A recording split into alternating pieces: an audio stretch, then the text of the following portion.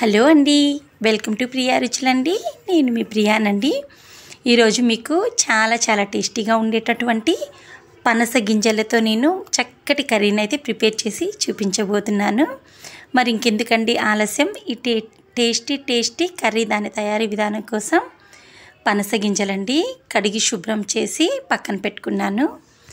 Next cooker తీసేసుకొని ఇందులో ఈ గింజల్ని యాడ్ చేసుకోవాలండి. నెక్స్ట్ వాటర్ కూడా యాడ్ చేసుకుంటున్నాను. ఈ పనస గింజలు మునిగేంత వరకు వాటర్ పోస్తే సరిపోతుంది. నెక్స్ట్ 1 టేబుల్ స్పూన్ పసుపు, నెక్స్ట్ కొద్దిగా నేనైతే కల్లుప్పు తీసుకున్నాను. సో అది కూడా యాడ్ చేసిన తర్వాత మూతతో క్లోజ్ చేసి 3 విజిల్స్ వచ్చేంత వరకు అయితే మనం కుక్ చేసుకుందామండి. ఈ లోపల మసాలా దినుసులు చూసేద్దాము. ధనియాలు, ఎండు కొబ్బరి, బిర్యానీ ఆకు, అల్లం, వెల్లుల్లి, మిరియాలు, చెక్క, మొగ్గ, బిర్యానీ స్టార్ పువ్వు అండి.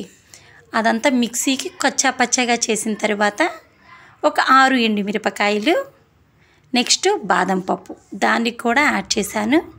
నెక్స్ట్ ఇంకొద్దిగా పసుపు కూడా యాడ్ చేసేసుకొని ఈ విధంగా మెత్తగా పేస్ట్ చేసి పక్కన పెట్టుకోవాలండి. నెక్స్ట్ స్టవ్ ఆన్ చేసేసి ఒక ప్యాన్ తీసేసుకొని అందులో కర్రీకి సరిపడినటువంటి ఆయిల్ని మనం యాడ్ చేసేసుకుందామండి. ఇది మసాలా కర్రీ కాబట్టి సో ఆయిల్ కూడా కొద్ది ఎక్కువే పడుతుంది. నెక్స్ట్ 1 టేబుల్ స్పూన్ ఆవాలని యాడ్ చేసుకొని అవి చిటపటలాడిన తర్వాత ఆనియన్స్ అండి, 2 ఆనియన్స్ చిన్నవి కట్ చేసి సన్నగా యాడ్ చేశాను. 2 గ్రీన్ చిల్లీని ఇలా నిలువుగా కట్ చేసి అవి కూడా యాడ్ చేశానండి. ఇప్పుడు ఈ ఆనియన్స్ అనేటివి కొద్దిగా వేగేంత వరకు అయితే మనం కలుపుతూ వేయించుకుందాము. సో నెక్స్ట్ కరివేపాకు 2 రెమ్మలు చూడండి. ఒకసారి మళ్ళీ అంత చక్కగా కలిపేసుకుందామండి. నెక్స్ట్ ఈ విధంగా మనం ఈ ఆనియన్స్ అన్నిటిని వేయించుకోవాలండి. నెక్స్ట్ టమోటోస్ అండి 2 తీసుకున్నాను, పెద్ద సైజువి చిన్నగా కట్ చేసి యాడ్ చేసేసాను. ఇప్పుడు ఈ టమోటా ముక్కలన్నీ చక్కగా మనకు వేగేంత వరకు ఆయిల్లోనే మనం వేయించుకోవాలండి. అప్పుడు ఈ కర్రీ అనేది చాలా బాగుంటుంది. మనం చాలా కర్రీస్ చేస్తూ ఉంటాం కానీ ఈ పనస గింజలు చాలామంది తినేసి పడేస్తుంటారు లేదా కాల్చుకొని తింటుంటారు. సో ఇలా కర్రీ అయితే ట్రై చేయండి. చపాతీలోకైనా, రైస్లోకైనా, రోటీలోకైనా టేస్ట్ అయితే చాలా బాగుంటుందండి. చూడండి, నాకు టమోటోస్ కూడా చక్కగా మగ్గిపోయాయండి. ఈ విధంగా మనకు మగ్గితే సరిపోతుందండి.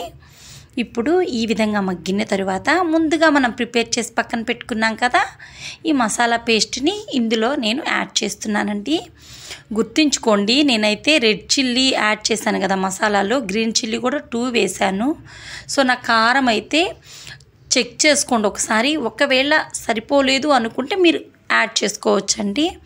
సో ఇలా చూడండి, ఇప్పుడు ఈ మసాలాని హీట్ అనేది సిమ్లోనే ఉంచుకొని ఆ పచ్చి వాసన అనేది పోయేంత వరకు కలుపుతూ వేయించుకోవాలండి.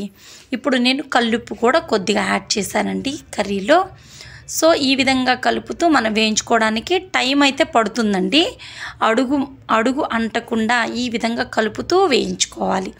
ఈ వేయించుకునే దాంట్లోనే మన కూర రుచి అనేది ఆధారపడి ఉంటుంది. చూడండి, 3 విజిల్స్ తర్వాత పనస గింజల్ని చూపించాను కదా, వాటిల్ని పక్కన పెట్టేసేసాను. ఇప్పుడు చూసారా, ఆయిల్ కూడా నాకు సపరేట్ అయింది. ఈ ఉడికిన పనస గింజల్ని 2గా కట్ చేసుకొని పైన ఉన్న పొట్టు తీసానండి. పొట్టు తీసి డైరెక్ట్గా ఈ వేగిన మసాలాలో యాడ్ చేసేసానండి.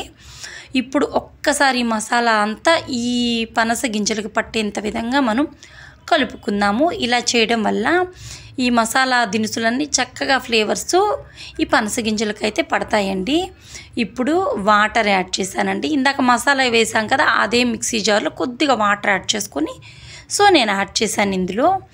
ఇప్పుడు వీటన్నిటిని చక్కగా ఈ కర్రీని మనం ఒక్కసారి అయితే ఈ విధంగా కలిపేసుకుందామండి. చూసారా, గ్రేవీ అనేది కావాలి కాబట్టి నేను కొద్దిగా వాటర్ అనేది యాడ్ చేశాను. ఇప్పుడు మనం చూడండి, ఒకసారి కలుపుకున్న తర్వాత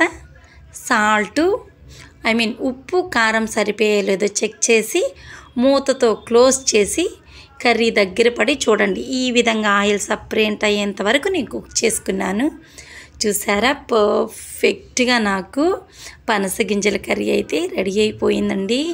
పులావ్లోకైతే సూపర్ ఉంటుందండి. నేనైతే వెజిటేబుల్ పులావ్లోకి ప్రిపేర్ చేశాను దీన్ని. తప్పకుండా ఒకసారి ట్రై చేయండి. మీకు ఈ రెసిపీ నచ్చినట్లయితే please like, share and subscribe చేయడం మర్చిపోవద్దండి.